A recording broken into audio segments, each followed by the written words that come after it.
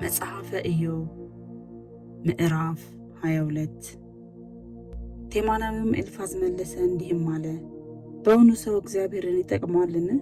በእውነት ጥበበኛ ሰው ራሱን ይጠቅማል። ጻድቅ መሆን ሁሉን የሚችለውን አምላክ ደስ ያሰኘዋል። መንገድህን ማቅናትስ ይጠቅመዋልን? እርሱንስ ስለፈራህ ይዘልፍሃልን? ወደ ፍርድስ ከአንተ ጋር ይገባልን? ክፋትስ የበዛ አይደለምን? ለኃጢአትህም ፍጻሜ የላትም። የወንድሞችህን መያዣ በከንቱ ወስደሃል፣ የእርዘኞችንም ልብስ ዘርፈሃል። ለደካማው ውሃ አላጠጣህም፣ ለራብተኛውም እንጀራን ከልክልሃል። በክንድ የበረታ ምድርን ገዛ፣ ከበርቴውም ሰው ተጠቀመባት። መበለቲቱን አንዳች አልባ ሰድሃታል፣ የድሃ አዳጎችንም ክንድ ተሰብሯል። ስለዚህ አሽክላ ከቦሃል፣ ድንገተኛ ፍርሃትም አናውጦሃል። እንዳታይ ብርሃን ጨለማ ሆነችብህ፣ የወኖችን ብዛት አሰጠመህ። እግዚአብሔር በሰማያት ከፍ ከፍ አይልምን? ከዋክብትም እንዴት ከፍ ከፍ እንዳሉ ተመልከት። አንተም እግዚአብሔር ምን ያውቃል? በድቅድቅ ጨለማ ውስጥ ሆኖ ሊፈርድ ይችላልን? እንዳያይ የጠቆረ ደመና ጋርዶታል፣ በሰማይ ክበብ ላይ ይራመዳል ብልሃል። በውኑ ኃጢአተኞች ሰዎች የረግጧትን የድሮይትን መንገድ ትጠብቃለህን?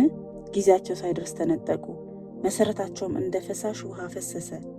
እግዚአብሔርንም ከእኛ ዘንድ ራቅ፣ ሁሉንም የሚችል አምላክ ምን ሊያደርግልን ይችላል አሉ። ነገር ግን ቤታቸውን በመልካም ነገር ሞላ፣ የኃጥአን ምክር ከእኔ ዘንድ የራቀች ናት። ጻድቃን ያዩታል ደስም ይላቸዋል፣ ንጹሐንም በንቀት ይስቁባቸዋል። በእውነት ሀብታቸው ጠፋ፣ የቀረውንም እሳት በላች። አሁንም ከእርሱ ጋር ተስማማ፣ ሰላምም ይኖርህ። በዚያ በጎነትን ታገኛለህ። ከአፉም ሕጉን ተቀበል፣ በልብህም ቃሉን አኑር።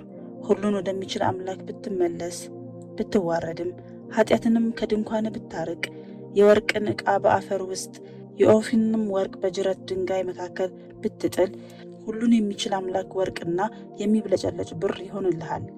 የዚያን ጊዜ ሁሉን በሚችል አምላክ ደስ ይልሃል። ፊትህንም ወደ እግዚአብሔር ታነሳለህ፣ ወደ እርሱም ትጸልያለህ፣ እርሱም ይሰማሃል። ስእለትህንም ትሰጣለህ፣ ነገርንም ትመክራለህ፣ እርሱም ይሳካልሃል። ብርሃንም በመንገድ ላይ ይበራል። ቢያዋርዱህ አንተ ከፍ ከፍ ትላለህ። ትሑቱንም ሰው ያድነዋል፣ ንጹሕንም ሰው ያድነዋል። በእጅህም ንጽሕና ትድናለህ።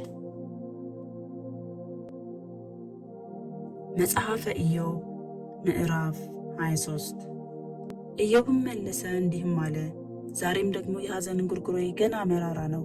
እጁ በለቅሶ ጩኸቴ ላይ ከብዳለች። እሱን ወዴት እንዳገኘው ምን ነው ባወቅሁ? ወደ ተቀመጠበት ስፍራ ምን ነው በደረስኩ? በፊቱ ሙግቴን አዘጋጅ ነበር፣ አፌንም በማስረጃ ሞላው ነበር። የሚመልስልኝም ቃል ምን እንደሆነ አውቅ ነበር፣ የሚለኝንም አስተውል ነበር። በኃይሉ ብዛት ከእኔ ጋር ይሟገት ነበርን? እንኳን ያደምጠኝ ነበር። ቅን ሰው ከእርሱ ጋር በዚያ ይከራከር ነበር። እኔም ከፈራጂ ለዘላለም እድን ነበር።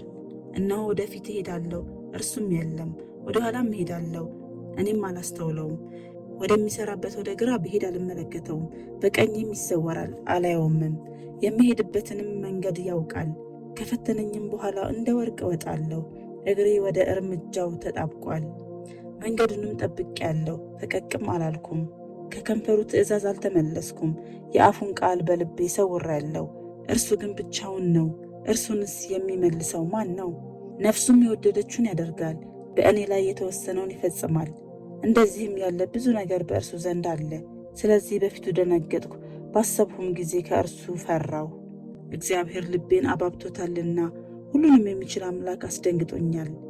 ከጨለማው የተነሳ ድቅድቁም ጨለማ ፊቴን ከመክደኑ የተነሳ አልደነገጥኩም። መጽሐፈ ኢዮብ ምዕራፍ 24 ሁሉን ከሚችል አምላክ ዘንድ ዘመናት አልተሰወረምና፣ እርሱን የሚያውቁ ለምን ወራቱን አያዩም? የድንበሩን ምልክት የሚያፈርሱ አሉ፣ መንጋዎቹን በዝብዘው ያሰማራሉ። የድሃ አደጎቹን አህያ ይነዳሉ፣ የመበለቲቱን በሬ ስለ መያዣ ይወስዳሉ። ድሆቹን ከመንገድ ያወጣሉ፣ የምድርም ችግረኞች ሁሉ ይሸሸጋሉ። እነሆ በምድረ በዳ እንዳሉ እንደ ሜዳ አህዮች መብልን ፈልገው ስራቸው ይወጣሉ።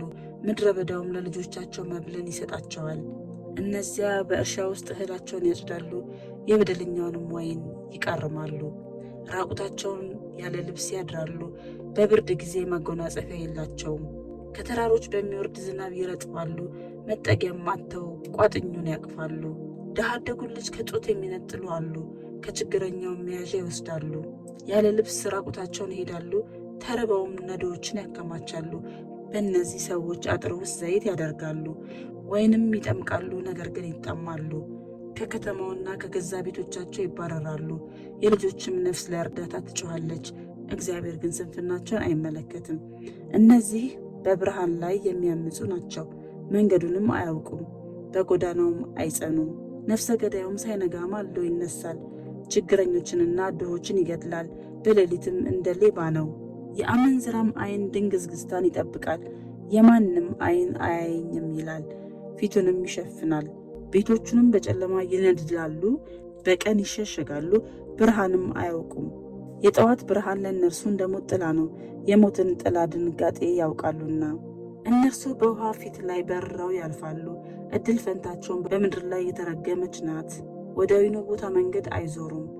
ድርቅና ሙቀት የአመዳዩም ውሃ ያጠፋሉ። እንዲሁ ሲኦል በደለኞችን ታጠፋለች፣ ማኅፀን ትረሳዋለች፣ ትልም በደስታ ይጠባዋል። ዳግመኛም አይታሰብም፣ ክፋትም እንደ ዛፍ ይሰበራል።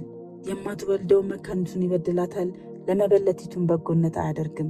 ነገር ግን በኃይሉ ኃያላንን ይስባል፣ እርሱም በተነሳ ጊዜ ሰው በሕይወት አይታመንም።